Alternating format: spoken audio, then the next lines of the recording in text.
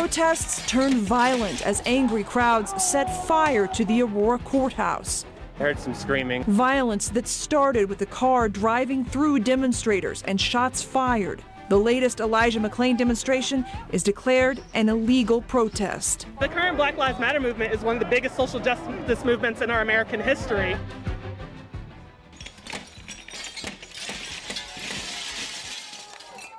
We begin tonight with breaking news. This intense video just into us from Aurora.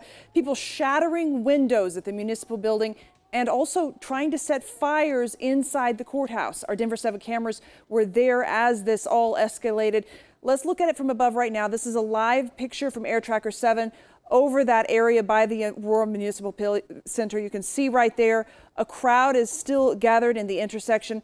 It only took a small crowd to do a lot of damage just in the last couple of hours. Aurora police are tweeting that this is now an unlawful protest, saying they will arrest people who don't leave the area. Good evening and thank you for joining us. I'm Jacqueline Allen.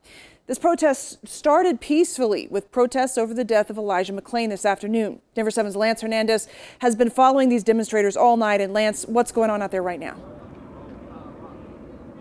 Well, there's a group of protesters that massed out in Alameda Avenue just a few minutes ago. They were blocking traffic. Then they moved over into Alameda Drive. We're blocking traffic there. Now we're seeing a group of them march eastward along Alameda toward Chambers. Now, earlier today, you know, there was some gunfire along I-225. And just a few minutes ago here in front of police headquarters, that fence was pushed over and they laid waste to the windows of the municipal courthouse.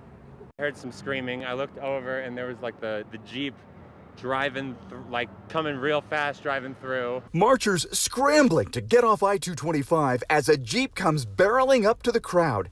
You can see marchers throwing things at the Jeep. Aurora police tweeting that a protester decided to fire off a weapon, striking at least one other protester. I heard a couple pops that wouldn't be normal. This marcher didn't know if it was gunfire. Someone had like a gauze with like a wrap right around here. Unruly protesters targeting the newly installed fence in front of Aurora PD. They pushed it down, busted out some lights, and broke at least 7 windows in the municipal court building, using the protective plywood to try to ignite a fire inside. Police say protesters are throwing objects, shining lasers, and tossing fireworks at officers. Police have come out, but have so far not engaged the unruly crowd. This is a dramatic turn from the march earlier this evening, when I asked one participant what impact the marches are having. The current Black Lives Matter movement is one of the biggest social justice movements in our American history. It's creating change. We're creating laws. We're bringing awareness across the country and across the globe to these issues of police brutality. So they're critical. Now, some protesters obviously believe these marches are having an impact. Others believe the violence and vandalism are having as much of an impact as well. Lance Hernandez, Denver7. All right, thanks, Lance. And they did get those fires out at the courthouse. Meanwhile, in northern Colorado, police say a man plowed his SUV through a Blue Lives Matter rally this afternoon. The Eaton Police Department says people were taking part in a rally to support police at 3:30 this afternoon when a maroon SUV went off the road and onto the grass in the park, trying to drive either through or over that crowd. Police say they arrested the driver minutes later and charged him with 7 counts of assault, felony menacing, reckless driving. Also, a second person was cited for throwing missiles. Colorado's 3rd largest school district, Douglas County, is changing its back-to-school plan tonight, going from an in-class model to a hybrid schedule. The Douglas County School Board unanimously approved the plan tonight. It means students will rotate between 2 days of in-person learning and 3 days of remote learning each week. The district will also offer a full online option as well. The district says the first week of school, which starts August 17th, will be student orientation week, and only 20% of students will attend school each day during that week. The district plans to give more details about this upcoming school year in the next few days. Here's what other school districts in the metro are doing. Denver Public Schools, Aurora, and Jeffco are all starting the school year online. In Denver, in-person classes may start on September 8th. Aurora will have remote learning for the first 8 weeks of the year. And in Jeffco, students have remote learning for the first 2 weeks of the year. This comes as Colorado sees another surge in coronavirus cases. pushing the state's total to close to 44,000. The state reported more than 800 cases today. That's up from more than 600 cases yesterday. And here's a look at how Colorado's hospital system is doing.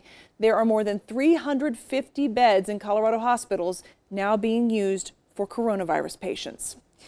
You may have seen the little boy from Wyoming who protected his sister from being attacked by a dog. Well, he is now world famous thanks to his aunt's social media post. Today, Denver7's Sean Toll got to meet that boy and his family and follow along as they went on a dream shopping spree. Bridger Walker is smiling for a big reason Saturday. Because I like candy. The 6-year-old who was injured saving his little sister from a dog attack a couple weeks ago got a candy shopping spree at It's Sugar in Denver. Just the latest in a long line of people reaching out to thank him. It's been surreal. Never expected any of this to go viral the way it did. We literally were just hoping for some postcard or a shout out or a letter just to boost our little boy's spirits. Instead, I got a Captain America shield. And I'm going to send you an authentic Captain America shield. Captain America Chris Evans promised a shield. Fellow Avengers Tom Holland and Robert Downey Jr. also reached out, wanting to reward a little real-life hero. He's always been very protective of his little girl. She's always been his little princess, and she gets annoyed sometimes that he won't leave her alone. And he's always by her side, so it didn't surprise us at all that he would jump in the way he did. Bridger received gifts of support from all over the world, but his parents say the attention hasn't gone to his head. I actually asked him the other day, does this make you any more special? And he said, no. I said, well, what makes you special? And he said, I'm me. And that meant a lot to us. So the sugar rush may be the latest chapter for this little hero, one the family is so thankful for.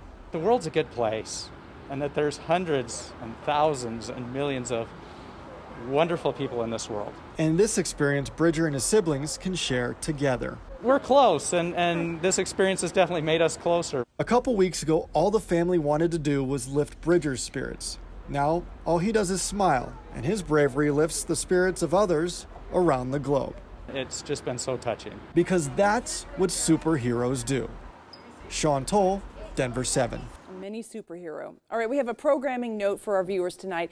The company that owns Denver7, Scripps, is in contract negotiations right now with Dish Network. The two sides have not been able to come to an agreement, and Denver7 went dark for Dish Network customers today. Scripps said in a statement, "We are disappointed Dish and Scripps have been unable to reach a resolution. Negotiations are continuing this weekend." We have more information on thedenverchannel.com.